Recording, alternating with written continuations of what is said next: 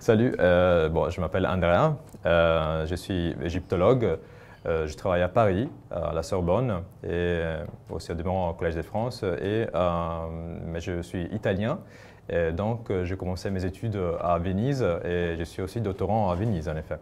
Est-ce que c'est les extraterrestres qui ont construit les pyramides? Non.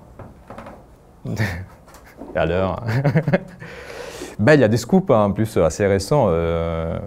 Par exemple, c'est un professeur de la Sorbonne d'ailleurs qui a retrouvé récemment des papyrus, les plus anciens papyrus connus. Ce sont des vraies archives dans lesquelles on mentionne la construction de la pyramide de Khéops et des personnages connus de l'époque. Et à partir de ces papyrus, on peut comprendre un peu qu'il y avait comment on transportait certains éléments de fabrication qu'on utilisait dans les chantiers de construction des pyramides. Et ils sont datés, ils sont très développés, on peut comprendre pas mal de choses. Après, il y a aussi eu beaucoup de fouilles récemment, les dernières 20-30 ans, à côté des pyramides pour montrer très bien qu'il y avait des grandes villes à côté des pyramides dans lesquelles habitaient les fonctionnaires et aussi les gens qui travaillaient à la construction vraiment des pyramides et des complexes funéraires qui étaient tout autour. Et ce qui est intéressant, qu'il y a aussi des nécropoles de ces ouvriers. Et on a découvert ils mangeaient très bien, par exemple, ou ça c'est assez connu maintenant, et qui avait quand même un niveau de vie qui était assez. Ils n'étaient pas non plus, ils n'étaient pas d'un milieu, ils ne venaient pas d'un milieu aisé, c'est sûr. Ils faisaient un boulot qui était quand même très très dur. Mais tout ça pour dire que voilà, on a trouvé les traces archéologiques de ce qu'était la vie autour des pyramides pendant leur construction et aussi la vie qu'il y avait après, parce qu'une pyramide n'était pas seulement un tombeau, mais il y avait aussi un temple funéraire dans lequel il y avait des services cultuels qui continuaient pour des centaines d'années. Oui, donc on sait qu'il y avait des ouvriers qualifiés qui participaient au chantier. Il y avait quand même des esclaves ou pas? Qu'est-ce que c'est l'esclave? C'est-à-dire, c'est assez compliqué à définir. Moi, je dirais que non, en effet. Mais, oui, voilà, qu'est-ce que c'est la définition d'esclave? Pour ceux qui ne sont pas à côté de nous, on a un autre égyptologue qui nous souffle derrière. Mais si! Mais si. Mais parce qu'en effet, les Égyptiens sont des sujets du roi. Donc, mais c'est comme dire qu'en Angleterre, sont tous esclaves de la reine. Je dirais. Je suis désolé d'interrompre. Attention, il y a une baston là en direct. Non, c'est pas parce que c'est juste de dire, mais en fait, c'est une fausse question. On pense toujours aux Romains et aux Grecs. Attends.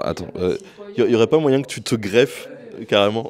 On a un nouveau camarade qui vient se greffer du coup à l'interview. Je te demande de te présenter, s'il te plaît. Oui, pardon. Alors, je suis Dominique Farou, donc un copain et collègue d'Andrea.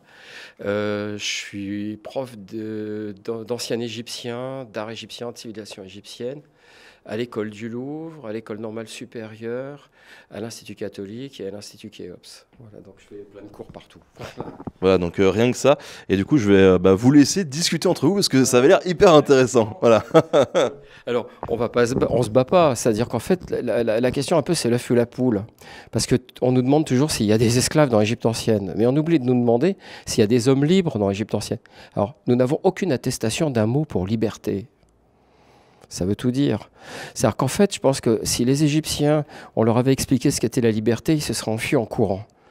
Parce qu'on est dans une société où l'idéal, c'est d'obéir à son maître et de donner des ordres à celui qu'on dirige. Et d'être dans ce tissu social, alors qui est à la fois très rigide et très souple, qui protège c'est-à-dire, si on est libre, on ne mange pas dans l'Égypte ancienne. Alors, ce qu'on peut appeler esclaves au vrai sens du terme, en fin de compte, c'est les prisonniers, les gens qu'on est allés rasier à la suite des guerres ou autres. Et bien entendu, voilà. Mais alors, il y a une chose, c'est contrairement aux Grecs et aux Romains, comme il n'y a pas de citoyens, on n'a pas des hommes libres d'un côté, des esclaves de l'autre. Donc on trouve des choses où, par exemple, on a le maître de maison qui marie sa fille avec un de ses esclaves qui devient le prochain maître de maison. On se dit, ah, voyez, il l'a libéré. Il n'a pas libéré. Comment dire, un esclave, en fait, c'est un type qu'on a fait entrer de force dans la société égyptienne, en fin de compte. Et alors, excuse-moi, voilà. Et alors, ces gens, pour les pyramides, effectivement, on sait qu'il y a quelques centaines de spécialistes qui, eux, font tout le truc. Et tout le reste, c'est uniquement le transport. Et là, c'est les corvéables. C'est-à-dire, c'est les paysans qui tirent les pierres à intervalles réguliers. Et le papyrus qui a été découvert par Pierre Tallet explique ça vachement bien. Il n'a pas fini de l'étudier. C'est le plus ancien journal de bord connu dans le monde, enfin, etc.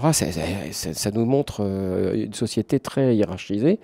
Et là, on voit très bien ça. C'est-à-dire, nos termes ne marchent pas dans l'Égypte ancienne. C'est ça que je voulais dire tout à l'heure. C'est-à-dire, on ne peut pas dire qu'il n'y a pas d'esclaves. En fin de compte, la seule chose qu'on peut dire, c'est qu'il n'y a pas d'hommes libres. Et maintenant, je passe le truc à mon copain. Mais dans ça, nous sommes d'accord, en effet. Oui, tout à fait, je l'ai. Mais nous sommes d'accord dans ça, en fait. Voilà, c'est plutôt dans la définition, oui, évidemment, il y a des esclaves, c'est-à-dire qu'en effet, il y a un labeur, il y a un travail forcé, d'une certaine manière. Il y a des gens qui sont exploités. Parfois, par exemple, les vizirs pouvaient décider de prendre des gens d'une région et les mettre dans une autre parce qu'il y avait de nouvelles terres à défraîchir, je ne sais pas. Et donc, finalement, oui, évidemment, il y avait une notion de liberté qui n'est pas la nôtre, mais il n'y a même pas, mais elle est vraiment très lointaine de ce qu'on peut imaginer nous. Donc, pour moi, c'est difficile de se dire qu'il y a des esclaves qui travaillent à la construction des pyramides parce que c'est des Égyptiens, des sujets du roi. C'est pas des Romains. C'est pas les esclaves. Voilà, exactement. Pardon, ce n'est pas les esclaves des Romains. C'est ça c'est ce qu'on voit dans les films, en fait. Ce n'est pas l'esclave, voilà, c'est quand même un sujet du roi, c'est quand même son peuple, finalement. Et en Égypte, dans toute l'histoire de l'Égypte, c'est vrai qu'il y a des guerriers et des prisonniers, mais il y a aussi des gens qui sont des gens étrangers qui sont intégrés quand même à la société égyptienne. Ils prennent eux-mêmes des noms parfois pour être mieux intégrés, un peu comme dans les sociétés modernes finalement. Donc c'est-à-dire et après il y a une question des statuts. Évidemment, quelqu'un qui était d'une famille noble, d'une grande ville, peut-être il avait plus de chances de ne pas être appelé à la pyramide à construire voilà, la pyramide pour le roi. D'autres, à la campagne, ils avaient peut-être plus de chance. Il y a la question aussi des rangs et d'histoire, des familles, des clans. Alors, globalement, combien de temps ça pouvait prendre? Et est-ce que surtout, on travaillait sur certaines périodes? Parce que j'imagine qu'il y a des périodes justement où les paysans, ils étaient complètement occupés, donc c'était compliqué de les assigner à d'autres tâches, en fait. Ils étaient occupés, ça dépend quand. Non, vas-y, non, je te laisse. Non, parce qu'il y a une question aussi. Maintenant, on connaît l'Égypte avec un barrage qui fait en sorte que l'Égypte, on peut y aller quand on veut, partout quand on veut. Jusqu'à il y a 40 ans, l'Égypte était inondée périodiquement. Donc, on ne voyait que le sommet des buttes où il y a des petits villages. Donc, finalement, à les campagnes, on ne pouvait pas travailler pour très longtemps. C'est comme ça qu'on explique plus ou moins comment, finalement, on pouvait envisager ce travail des corvées d'un endroit à l'autre de l'Égypte, par exemple. On pouvait déplacer certaines personnes à un moment donné à la pyramide si, en effet, ils ne pourraient pas travailler chez eux. Après c'est un peu compliqué de comprendre tout ça, comment exactement, logistiquement, mettre tout ça en place. Mais ce n'est pas non plus exact de dire que ils étaient quand même occupés ailleurs, donc les pauvres, on ne pouvait pas travailler chez eux. C'est-à-dire, chez eux, pas très... C'est pas ce que je dis. Non, après, voilà. Oui, oui, on sent bien, alors on a les inscriptions dans les carrières, etc.